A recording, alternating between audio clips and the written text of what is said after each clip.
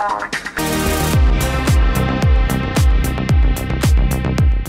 everyone, I'm John from Let's Talk, and today we're going to be talking about the new Criterion Collection release of the 1971 blaxploitation classic, Shaft. But before we dive into that, if you're into 4K Blu-ray reviews, film reviews, tech reviews, game reviews, television reviews, we try and do them all here on this channel, and it would really help us if you hit that subscribe button and like this video, because that's the best way to help the channel. So, Shaft came out in 1971, was directed by Gordon Parks, and this film stars Richard Roundtree as Shaft. He's a private detective working in Harlem, New York. So this is only the second film directed by Gordon Parks, and it's actually one of the most famous films in the blaxploitation genre.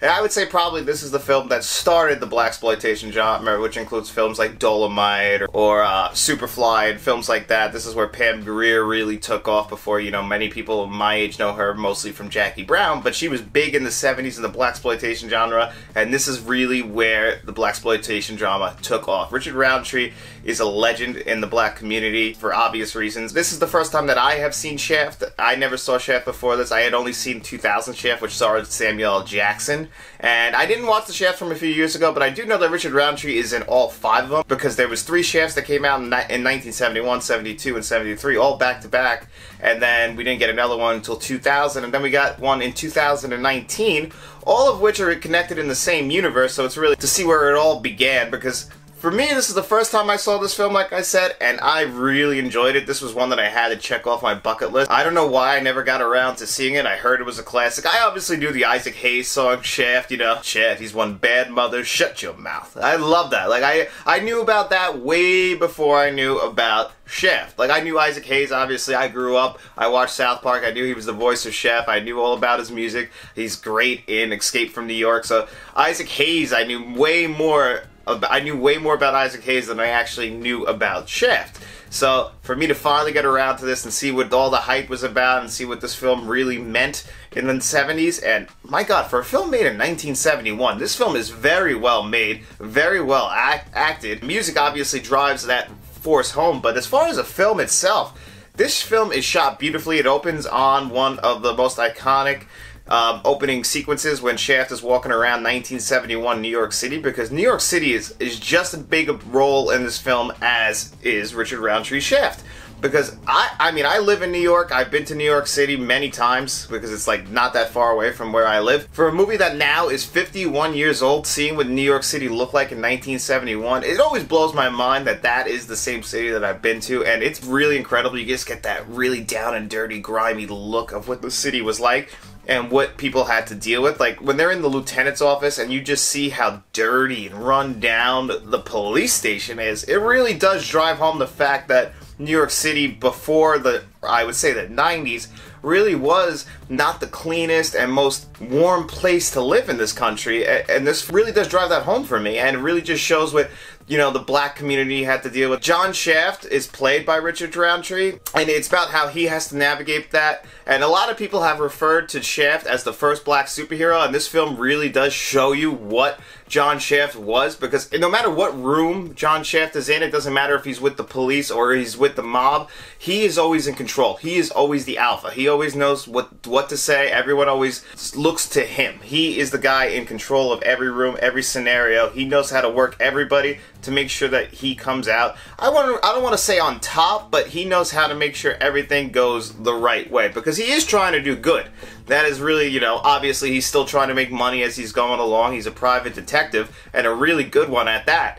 So he has to, you know, he has to manipulate Bumpy, he has to manipulate the lieutenant, everything to make sure that, you know, but he's also trying to do good for the community and for the black community in general. You know, the police are trying to manipulate him to get what they want, because they want to take down Bumpy in Harlem, and, you know, then they also have the Italian mob that they're dealing with. So he has to actually move everything around. He's trying to, you know, for a movie in 1971 and with race issues that we still deal with today, the fact that 51 years ago we had to deal with race issues like this, and it still rings home 51 years later, is truly unbelievable. But yet, it's crazy, because you can see that, like, yeah, there's racism going on, but, like, the racism isn't the centerpiece to this film. This film is really just telling its small detective action story. Like, this is a very early action movie with some great action sequences, but yet there's a lot of downtime where you get some long shots of like when he takes a taxi ride, and we stay in that taxi for a good few minutes, and there's a bunch of scenes in here that we don't get in 2022 cinema,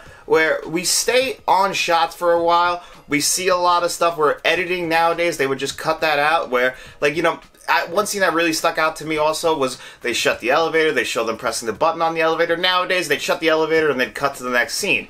Now, I can see why some people would say that that is slowly paced in comparison to what we get nowadays, and I agree with that to a point, but I actually really did enjoy the pacing of this film, and it really did build to a great climax and a great conclusion. Now, I could also see some complaints being for people, for 2022 viewers, just like me who've never seen this, is that, you know, it just kind of ends. But I think the scene before it ends, when we get the resolution of him actually finding, because this is a 51-year-old movie, so I'm going to spoil it, is when he does find Bumpy's daughter and everything and saves her, and, you know, obviously he saves the day, and he just goes out, makes a call to the payphone with a great ending line, and then it just, you know, that's just how the film ends. But it was just a really good time for me for the first time ever seeing this. I truly did enjoy my time with this film. I thought it was paced great, I thought it was directed great, I thought it was edited great, and I thought it was shot great. I really did enjoy Shaft. For a 51-year-old movie to suck me in like that really does speak to the quality of what Gordon Parks was going for in 1971. It holds up today. So if you haven't seen Shaft, I could totally recommend, from a film standpoint, if you don't get this Criterion release and you just want to watch the film, I could totally recommend the film. Rent it if you haven't seen it. It definitely holds up all these years later, and it's a very important film, and you really, you know, this is a film that has won Academy Awards, especially for Isaac Hayes' soundtrack, which is one of the best parts of this movie. So please check this out if you haven't seen it. But we're here to talk about this new Criterion 4K, and let's move on to that. So, Criterion actually just released this on 4K Blu-ray, and I grabbed it as soon as it came out. It just came out on Tuesday, June 21st, 2022, and I thought this was a very good 4K set. Really, the packaging is awesome. It's just your regular standard Criterion packaging, but I'm a big fan of this colorway. I do truly enjoy purple and white, and, you know, you get some dark blues mixed in there, so this really drove that home for me. And then when you open it up, you actually get like that inner liner, which is really cool. You get all 3 discs. I do like it when they do it like this, but I would have preferred, you know, the flap more than this, because you have to take this disc out to get to this disc. So that's a little disappointing, but it's a 3-disc set, so it's completely understandable why they went this route. This also came with a booklet. You'll see that I don't have it in here. That's because when I opened this, it was for some reason it was loose and it fell on the floor, and my dog, who's a 6-month-old puppy, grabbed that and pretty much tore it up within 3 seconds, so I don't have that booklet anymore, unfortunately. But it is in there, and it was really nice from what I was able to see throughout the pieces. So it was a nice booklet, and it's a really nice standard Criterion packaging. Criterion usually has some of the best packaging, other than their Citizen Kane set, but their standard regular clear case packaging is very good.